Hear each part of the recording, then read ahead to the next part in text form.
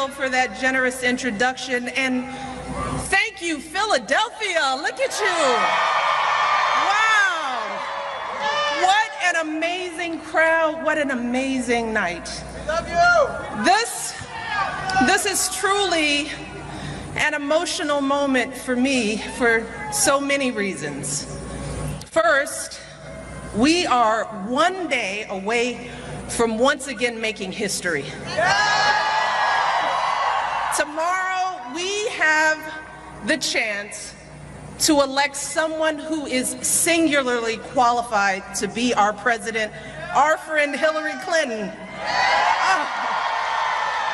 She is a phenomenal woman who has devoted her life to helping others. Kids in crumbling schools, families struggling to get by, women who need a voice. And let me tell you, when the going gets tough, Hillary is the person we want on our side because she never gives up. She never quits. She refuses to ever be knocked down, pushed around, or counted out. And on top of all that, she is an outstanding mother, a loving and loyal wife, a bold and brilliant woman who is an inspiration to me and to millions across this country. And in just a few hours, we have the power to make her our next president. Now, how amazing is that? So I am honored to be here on the stage on the eve of this historic moment. I'm also emotional because in many ways, speaking here tonight is perhaps the last and most important thing that I can do for my country as First Lady. And let me just take a moment to thank you, to thank the people of this country for giving our family the extraordinary honor of serving as your first family. Thank you for your love. Thank you for your prayers. Thank you for welcoming us into your communities with open hearts, for giving us a chance, whether you agreed with our politics or not. Every day, you have inspired us with your courage and your decency. And every day we have tried to make you proud and live up to the standard of citizenship that you set. Because we know that our words and actions are a reflection to the world of who we are as a nation. And more importantly, our actions are a reflection of what behavior we hope our children will emulate. And we believe that our responsibility to you and to this country does not end when we leave the White House. That's why Barack and I have been working so hard in this election, because we believe that we have a duty to ensure that this country is handed over to a leader that we all can trust. A leader who takes this job seriously. That's right. Someone who is truly ready to be commander-in-chief on day one. We deserve a leader who will ensure that our daughters are safe and respected, and that our sons understand that truly strong men are compassionate and kind. That's right. We deserve a leader who sees the dignity and humanity in all of us, and who will encourage us to see the better angels in one another. We deserve a leader who sees our diversity not as a threat, but as a blessing. A leader who sees us not as rich or poor, but as hard-working folks doing the best we can with what we've got. A leader who sees us not as Democrats and Republicans, but as neighbors and friends who all love this country. Who sees us not just as black or white, immigrant or native born, but as brothers and sisters who are all infinitely worthy, all an important part of this great American story. And I am here tonight because I believe with all my heart and soul that Hillary Clinton is that leader. And we need to do everything we can to get her elected President of the United States. And here's the beauty of it all. This election is on us. It is in our hands. If we get out and vote tomorrow, Hillary Clinton will win. But if we stay home or if we play around with a protest vote, then Hillary's opponent will win. Period. End of story. Look, it is important to understand that presidential elections are breathtakingly close. They are decided by just 5, 10, 15 votes per precinct. So by just taking a few minutes out of your day tomorrow to cast your vote and bringing your friends and family with you, each of you has the power to swing an entire precinct for Hillary. And if we swing enough precincts, we will win this state, we will win this election, and we will continue the progress that we have all made together these past 8 years. We will do this. That is the power that you have.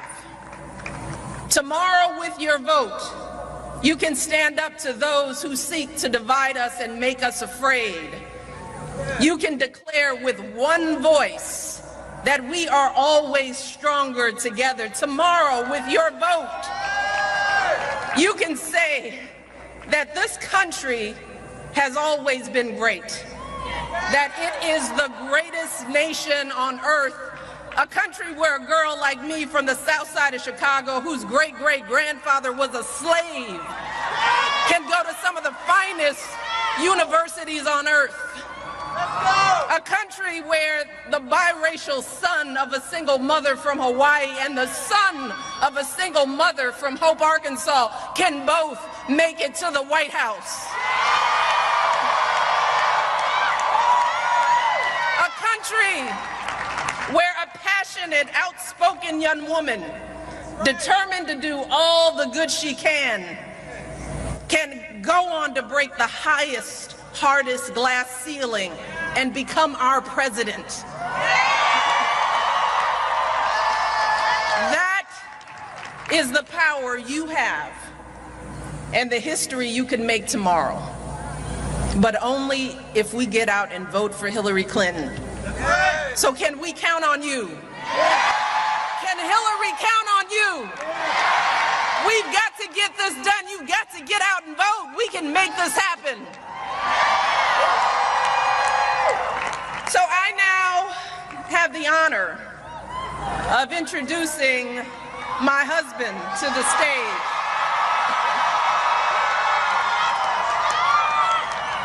It's my chance, perhaps the last chance I have, to introduce him as President of the United States. So I just want to take a moment to publicly say how proud I am of all that he has done for this country. I'm proud not just of what he has done, but how he has done it. Getting the job done in the face of unimaginable challenges, always going high when they go low. Showing us all what intelligence, dignity, and grace really look like. That's right. That's right. And never ever compromising his values or beliefs. Right. Ladies and gentlemen, I introduce to you the love of my life, the President of the United States, Barack Obama.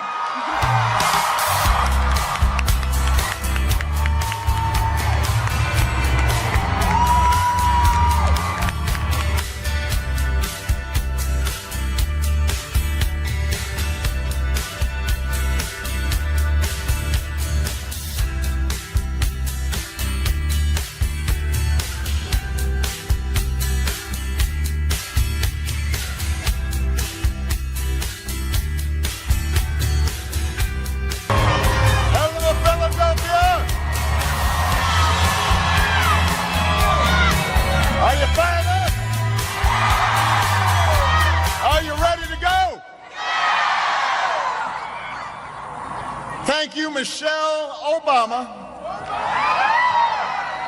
for being my partner, my love, my rock, and an amazing First Lady.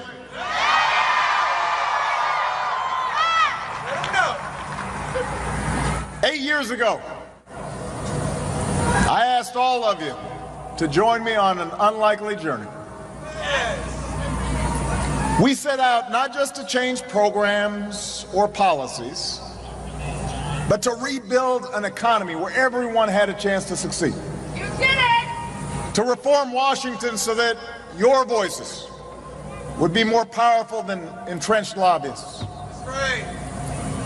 We set out to keep America safe and strong, not just with the might of our arms and the extraordinary valor of our troops, but with the power of our ideals. To shape a changing America so that everybody belongs and everybody has a part, everybody has a responsibility. That's right. Now, we didn't know when we began that America would fall into the worst economic crisis of our lifetimes. But in the face of great challenges, in the face of entrenched interests, in the face of, in some cases, unprecedented obstruction and a cynical Washington, we stayed with it. The American people stayed with it. And because of your resilience, because of your strength, because of your faith, we turned yes we can into yes we did.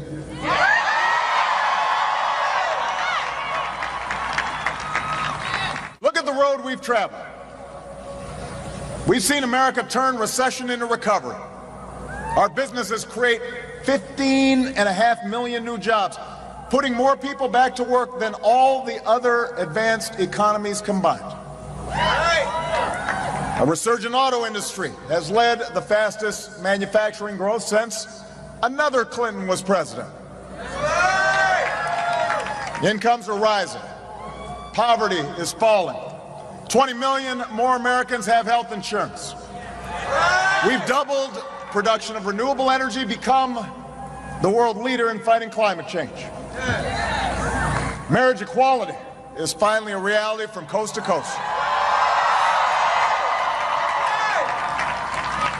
We brought home more of our men and women in uniform. Took out Osama bin Laden. And almost every country on earth sees America as stronger and more respected today than they did 8 years ago. In fact, because Bill Clinton is here, I did some math, a little arithmetic. Under the last two Republican presidents, job growth was basically flat. Deficits went up. Over our two Democratic presidencies, jobs went up by more than 30 million. Deficits went down. Millions more Americans gained health insurance. So yes, with Democrats in charge, America is stronger. Those are just the facts. And with just one more day to go, we now have the chance to elect a 45th president who will build on our progress, who will finish the job, who already has the respect of leaders around the world and the people they serve, who is smart and who is steady and who is tested. Yes, she is. Someone who comes to this office as well prepared as anyone who has ever run. More than me, more than Bill, the next president of the United States, Hillary Clinton.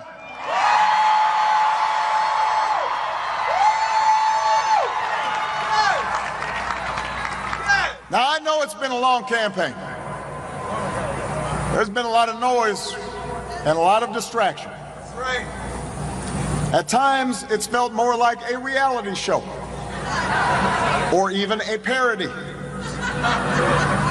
But tomorrow,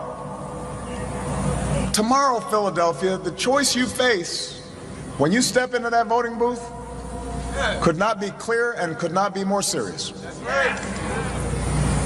On the economy, Donald Trump is uniquely unqualified to be our chief executive.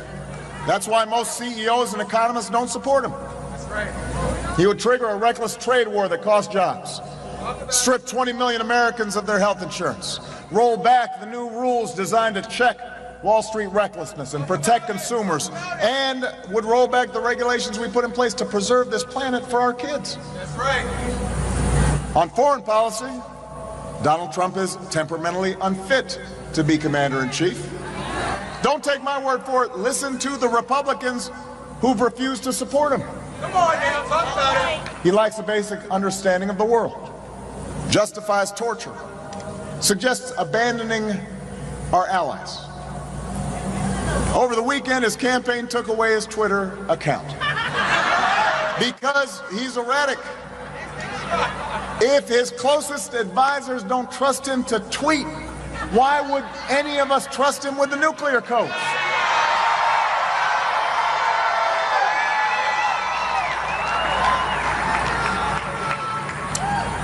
More than his policies or his plans, though. Throughout his campaign, Donald Trump has shown utter contempt for the values that make this nation great. That's right. Anyone who sees women as objects, minorities and immigrants as inferior, other faiths as presumptively un-American, cannot lead this diverse, dynamic, big-hearted country that we love. That's right. That's right. And so all of this should give you reason enough to vote tomorrow. But you don't just have to vote against someone. That's right. You have somebody extraordinary to vote for. Philadelphia, you've got someone outstanding to vote for in Hillary Clinton. I'll be honest. I have had to bite my tongue after a lot of the nonsense I've heard people say about Hillary in this election. I can only imagine what Bill and Chelsea have been going through. The vicious, crazy attacks. That's right. The double standards applied to her. Talk about it. Talk about it. They're like nothing we've ever seen before. That's right. Right. And what makes it worse is that most of the people saying this stuff, they don't really believe it. They know better. That's true. Don't forget, when Hillary was a senator, when she was my Secretary of State, she was really popular. People saw how effective she was, how she crossed party lines to get things done. Before she announced her candidacy for president, Republican leaders described her, and I'm quoting now, as very impressive. Someone who does a magnificent job. One of the most effective secretaries of state. Well, they were right then. I agreed with Republicans then. Hillary did a great job for America. She's a big reason why we're more respected around the world. But then, when it was politically expedient, Come on now. those same Republicans began tearing her down. And look, when you're subjected to unrelenting negative fire, it takes a toll. Yes, it does. But here's the thing about Hillary. She doesn't complain. She doesn't buckle. She brushes it off. Like the American people, she is strong and tough. And she knows that government service is not about her. It's about you. Yes. Your struggles. That's right. Your dreams. That's right. Throughout her career, Hillary has followed that Methodist creed her mom taught her. Do all the good you can for all the people you can, in all the ways you can, for as long as you can. And she doesn't plan on stopping now. And that's now, I know she will work her heart out for you. For everybody still in need of a good job or a raise. For every child who needs a sturdier ladder out of poverty. For every student who needs relief from student debt. Every immigrant who wants to contribute to this country they love. For every American who has not yet felt the progress of these past 8 years. She will work. And she will deliver. She won't just tweet. But she will need your help. And she'll need help in Washington. That's right. If you want Hillary to continue the progress we've made, you need to give her allies in the Senate like Katie McGinty.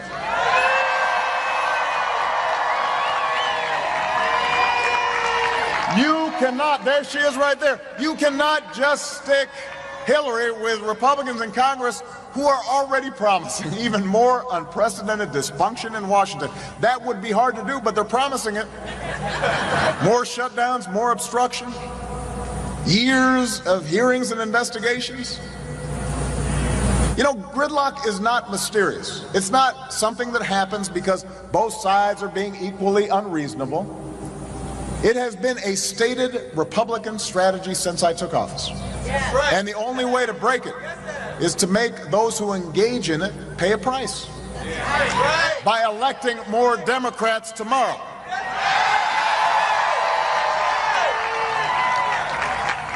Look at Katie McGinty's opponent, Pat Toomey. Don't boo. Vote. I've given him credit for working with us on background checks that 90% of Americans supported. But you know, that position rings hollow when he supports a Republican leader who blocked that bill. And it doesn't come close to making up for his repeated votes to give tax cuts to the wealthy, just like Donald Trump would. That's right. To block a higher minimum wage, just like Donald Trump would. To repeal the Affordable Care Act, just like Donald Trump would. We do not need a Trump-to-me economy. We need someone who's never forgotten her working class roots, the daughter of a restaurant hostess and a Philadelphia beat cop, somebody who went to college with the help of scholarships and student loans. Katie McGinty won't just be with you part of the way, she'll be with you all of the way, and that's why you've got to vote for her.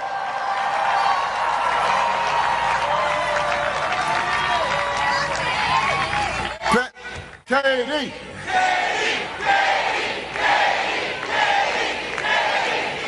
Pennsylvania, if you think endless gridlock will help your family, you should vote Republican.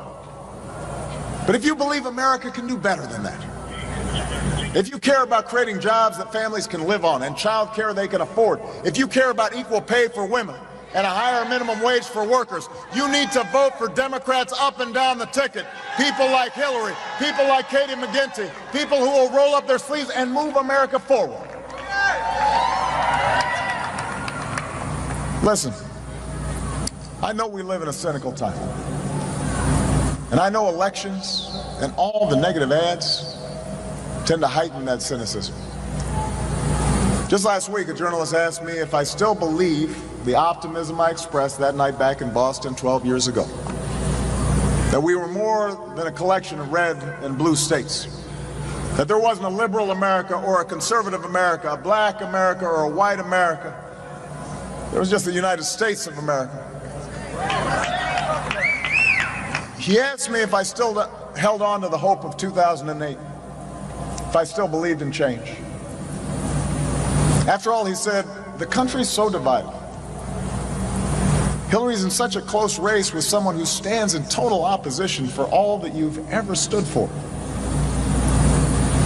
Maybe your vision was misguided, he suggested, or at least very naive. And it was a fair question. I had to acknowledge that I hadn't fully counted on the obstruction we'd see when I first came into office and had to save the economy. I didn't anticipate the way social media would magnify our divisions and muddy up facts. None of us knew then how deep the Great Recession would cut and how many people would suffer and how it would make so many people anxious about their futures and their kids' futures, even after the economy recovered. But despite all that, I told him, the answer is yes. I still believe in hope. I'm still as optimistic as ever about our future, and that's because of you, the American people. In my visits to schools and factories, war theaters, national parks, in the letters you've written me, in the tears you've shed over a lost loved one, I have seen again and again your goodness and your strength and your heart. In 2008, you gave me a chance. A skinny guy with a funny name. And for these past 8 years, I saw how hard you worked in the face of impossible odds. I saw the values you teach your children. I saw the way you treat strangers in need. I've seen the young men and women in uniform who meet every mission, and the military families who serve and sacrifice just as well, and the wounded warriors who never ever quit. You bet on me all those years ago, and I will always be grateful for the privilege you gave me to serve. But I'll be honest with you, I've always had the better odds because I've always bet on you. And America, I'm betting on you one more time. I'm betting that tomorrow, most mom and dads across America won't cast their vote for someone who denigrates their daughters from the highest office in the land. I'm betting that most Americans won't vote for someone who considers minorities and immigrants and people with disabilities as inferior. Who considers people who practice different faiths as objects of suspicion. That's right, that's right. I'm betting that tomorrow, true conservatives won't cast their vote for someone with no regard for the Constitution. That's right. I am betting that tomorrow you will reject fear and you'll choose hope. I'm betting that the wisdom and decency and generosity of the American people will once again win the day. And that is a bet that I have never ever lost. Philadelphia, in this place where our founders forged the documents of freedom, in this place where they gave us the tools to perfect our union, if you share my faith, then I ask you to vote. If you want a president who shares our faith in America, who's lived that faith in America, who will finally shatter a glass ceiling and be a president for each and every one of us, then I'm asking you to work as hard as you can this one last day to elect, my fellow Americans, this fighter, this stateswoman, this mother, this grandmother, this patriot, our next president of the United States of America, Hillary Clinton.